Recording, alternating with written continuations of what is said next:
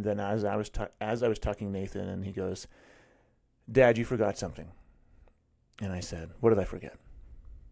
And I said, "Oh, you mean, are you strong?" I didn't forget.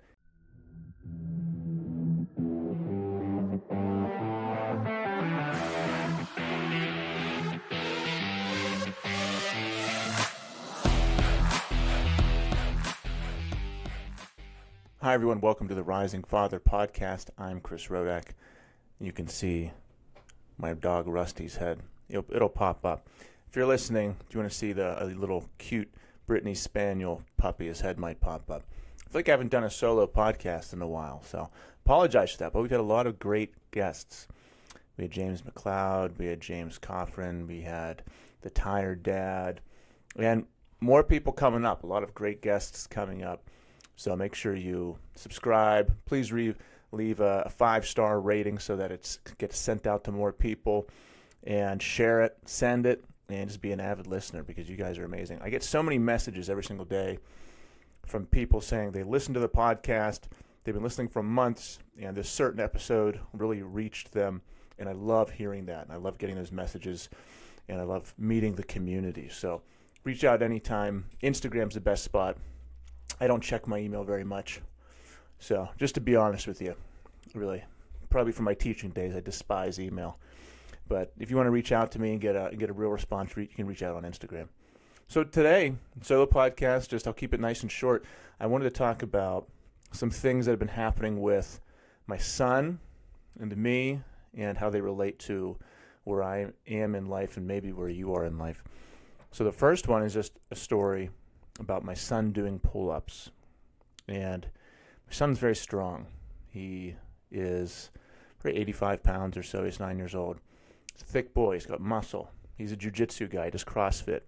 He's a great athlete. When he was 2-3 years old, I put him in MMA, and he's been kicking and punching since then. But he's not like a skinny, scrawny, wiry kid. You know, I remember my brother, whenever we were growing up at our house, he was always my older brother. He was always the first one to be able to climb trees, do pull-ups. I never could. I was husky, as they say, and he could always just pump out pull-ups. I never could. It took me a long time to be able to do a single pull-up. I think it was probably, I don't know, maybe in college. I didn't even try in high school. I just couldn't do them. Probably in college. But so my son, he's 9 years old. He hasn't been able to do pull-ups. He was whenever he was, I think, 7, able to do maybe one. And then he wasn't able to after that. My daughter is 7 years old. She is wiry and skinny. If you poked her stomach, you'd feel abs. Like she's ripped. She has biceps. She's going to be like a CrossFit champion. She does gymnastics. Not gymnastics, I lied. Her friend does gymnastics. She does ballet. So she does ballet. She does jiu-jitsu. She does CrossFit. She says she wants to do CrossFit competitions when she's older. And she just absolutely loves it. And almost every day she asks me to lift her up, to hang on a bar and do pull-ups. So she can do 5 already. My daughter can already do 5 pull-ups, which is hard for anyone. I wasn't able to do 5 pull-ups until I was probably 23, 24 years old, but she's 7. So I'm just going to encourage her to keep on doing it every single day so she builds those muscles, those back muscles, and those arm muscles that they can go away, especially the pull-up muscles. If you're an adult and you can't do pull-ups, like, you know how hard it is. You feel helpless. You're hanging from the bar, and your shoulders and upper back are just moving, and you're like, why can't I do anything? What's happening? Like, I'm just shrugging and doing nothing. And then when you can finally do a pull-up, then you gain momentum, and then you can do 2, 3, 4, 5, and then it starts to compound from there. So my daughter is very strong, light, skinny, scrawny, but for a little kid, she's ripped, and she loves doing pull-ups. And Nathan has always been the athlete, the strong one, the one to be the first one to do the athletic things. And Lauren passed him up on the pull-ups. Lauren passed him up on the hanging things and the like that type of thing. If it was a squat, deadlift thing that a child would do, then Nathan would win that. But Lauren, for the pull-ups, she's the winner. And what ended up happening over the past couple years is anytime we do the kids would want to do pull-ups, Lauren would do it, and then Nathan would try, and he wasn't able to do it, so he'd get a little discouraged. And then eventually he just stopped wanting to do it because he wasn't able to do them. He would keep on asking me to try, but I could tell that it bothered him a little bit that he wasn't able to do it. But he kept on trying, which is the thing. He never gave up. He just kept on trying. But I could tell it bothered him that his sister was able to do 5 and then he couldn't do any. Because he would still be in good spirits, but he would say, it's okay, I'm good. And he would just stop doing it. The other day, he comes up to me when I'm in the backyard, and we have a metal pull-up bar that's stuck between 2 trees. I installed it probably 6 or 7 years ago. I just stuck it between 2 trees, drilled 2 holes, pried it in there, and then let the tree heel over the metal bar. It's a very primitive pull-up bar, but very effective. Just a piece of steel in between 2 trees, and it gets like an inch higher every year. And luckily the trees are growing evenly.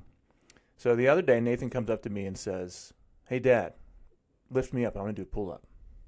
So I say, okay. I lift him up to the bar, and he knocks out 2 pull-ups right away. Just bam. I was blown away because I thought he was going to do 0. I thought once again he was going to try and not be able to do it, and it would just be another episode of him trying, which is fine. But he knocked 2 out. He came down and just showered him with praise. He was smiling. He was trying to hold back a huge grin, but he was just ear to ear smiling, so happy with himself. And I just patted him on the back, lifted him up, told him how great he was. Lauren came out. She was like blown away that Nathan could do pull-ups. She was congratulating him. Then my wife came home. She was telling him what a great job he did. He was so happy about it. And then later that night, I tucked Lauren in, and then as I was tucking Nathan in, he goes, Dad, you forgot something. And I said, what did I forget?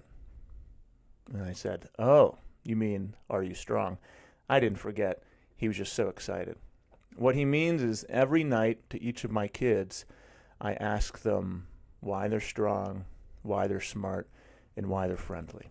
Something I do to build their identity. Because I know how powerful self-talk is, how powerful affirmations are, how powerful the stories we tell ourselves are. I know how powerful that is.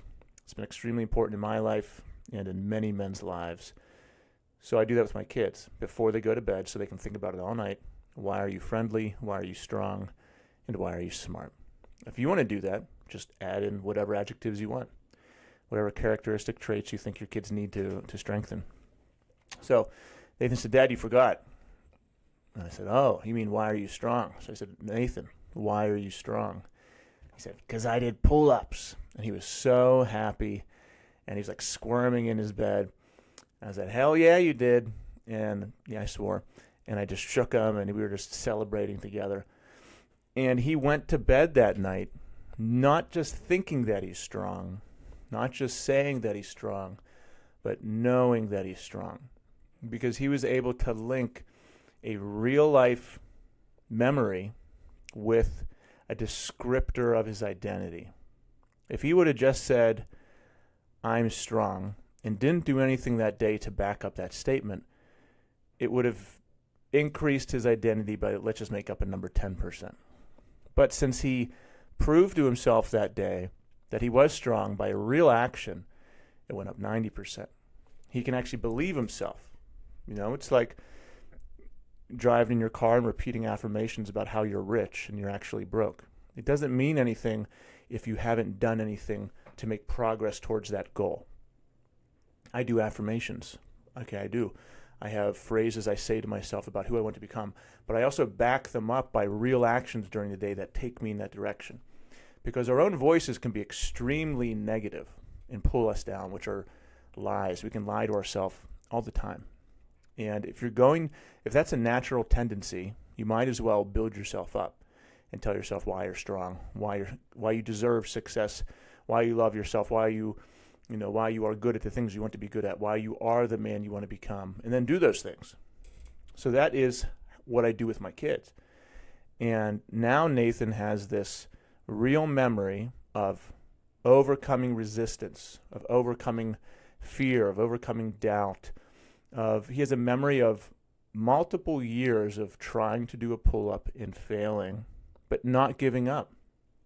He could have easily had given up over the past years and just became the kid who couldn't do pull-ups. You know, he could be 16 years old, buddy with, at a vacation with a friend, and his buddy's doing a pull-up, on one of those little pull-up bar competition things, and Nathan says, yeah, I can't do pull-ups.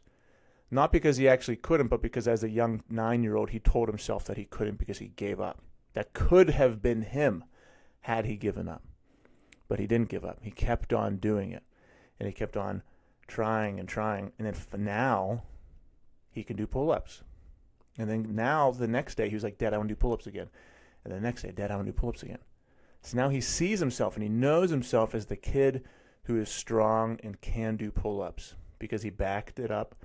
And he also sees himself as a person who doesn't give up, which is even stronger. Because then that muscle, that skill relates to any area of life. Any area of his life where there's going to be challenge and failure, which is obviously every area of life. Any area of life where there will be failure is every area of life, if you want to be successful.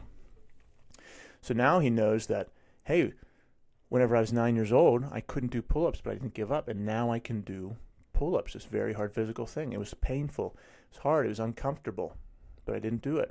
But I did it.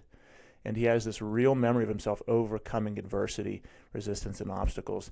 And now that will fuel him for the next thing. It's like a video game. That's like him passing level 3. The level 3 boss was him overcoming this doubt and fear to be able to do pull-ups. And now he gets to move on to level 4, where there will be more adversity. But he's more likely to beat the level 4 boss because he has that memory of defeating the level 3 boss. And we can build these memories.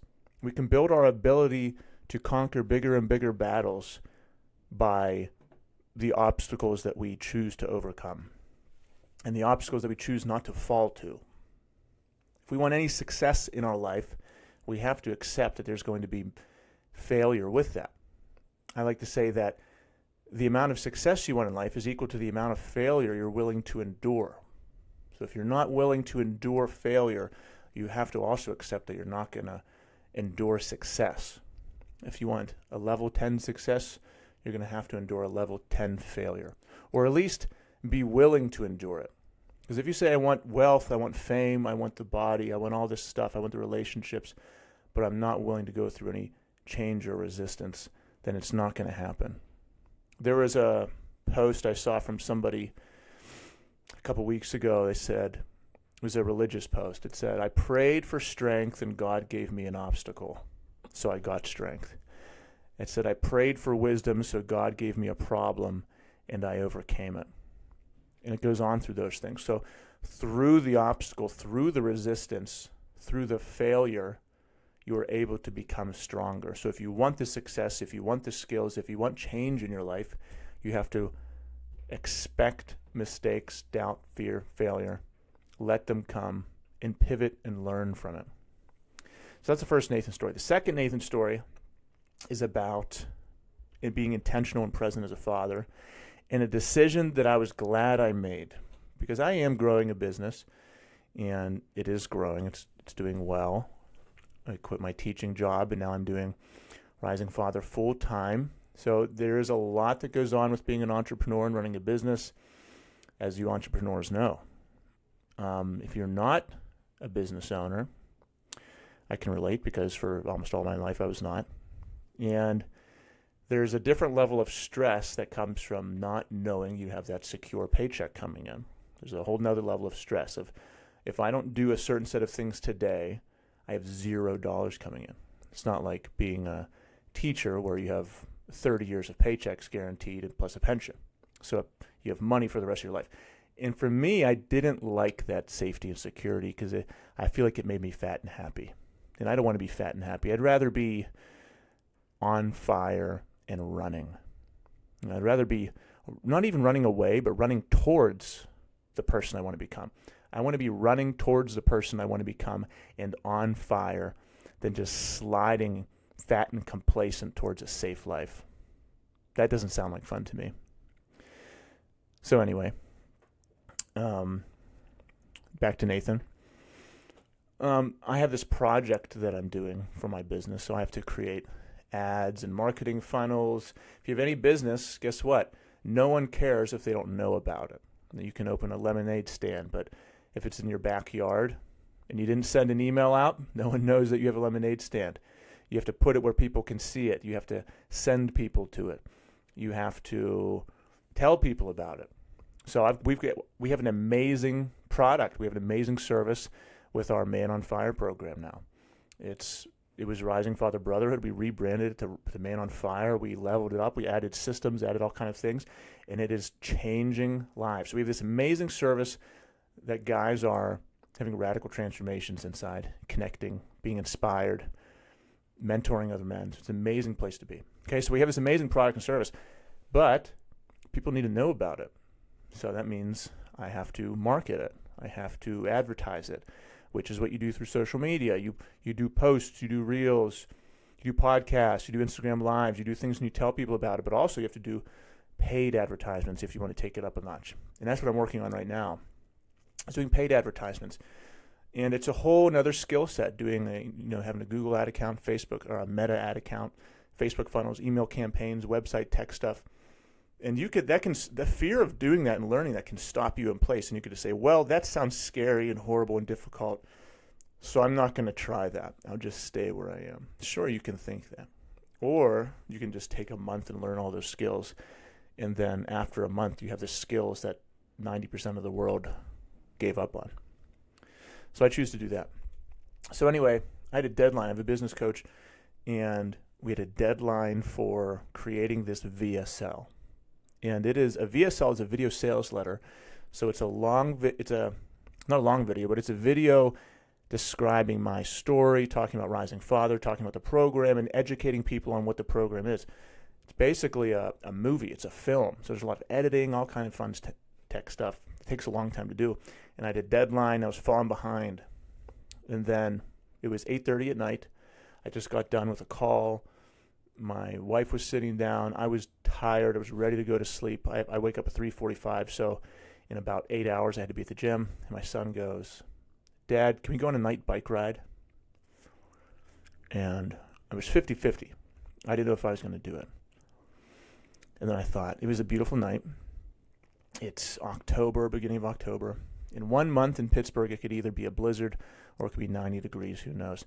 Most of the time, it's cold, wet, and gray for 8 straight months here in Pittsburgh. So I said, well, this honestly could be the last time, potentially ever, that I do a night bike ride with my son.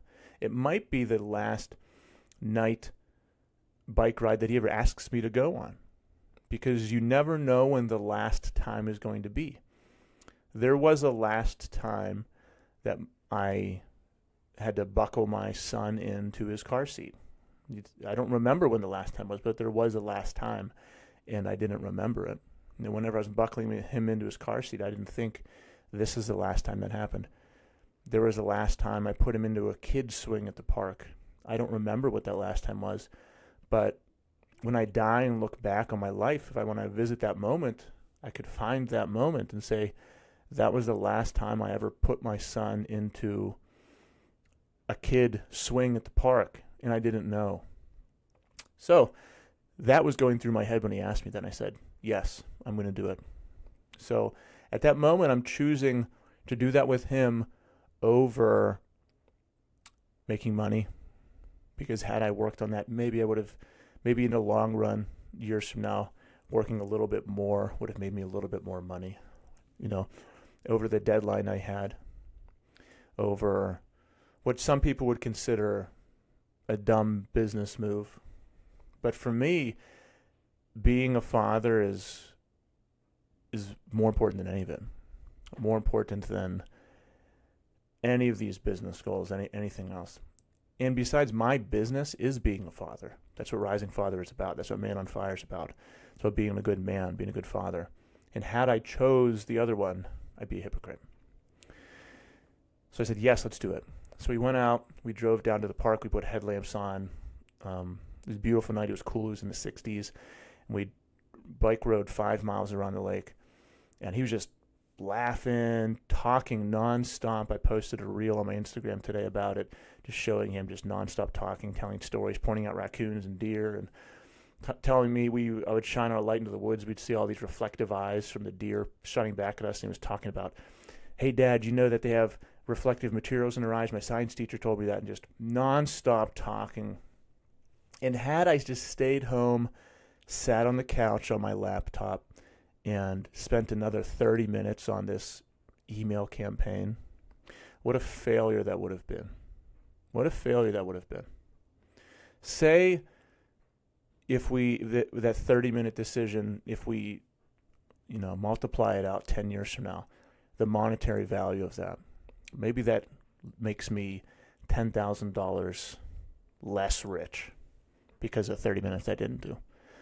Was that moment worth $10,000? Yeah, that moment was worth millions. Because what if that was the last time I ever took a night bike ride with my son? I don't know. I don't know if it will. I don't know if it was. I'm going to make sure it wasn't. I will go on more bike rides with him. And the very next day he asked me to go again, and I couldn't because we had jiu-jitsu, and then everyone went to sleep. So the next night he wanted to, and we couldn't. Now it's up to me to make sure that we keep on having those moments. But I have to be intentional about it, and I have to make sure I am choosing him, that I'm choosing my family over everything else. All right. Hope you enjoyed that. Those were 2 moments of my life over the past week that I want to share with you, and share with you the lessons I took from them, and maybe you can take some lessons from them and apply them to your own life. If you want to reach out to me, hit me up on Instagram. It's the easiest place. Please subscribe. Please give me a 5-star rating. The Rising Marriage podcast is only on YouTube. Eventually we'll put that on everything else. So we're doing about 2 episodes a month if you want to see me and my wife hang out and talk. And it can be funny, it can be serious, it can be dramatic. But give that a listen. But anyway, guys, thank you so much, and we'll see you on the next one.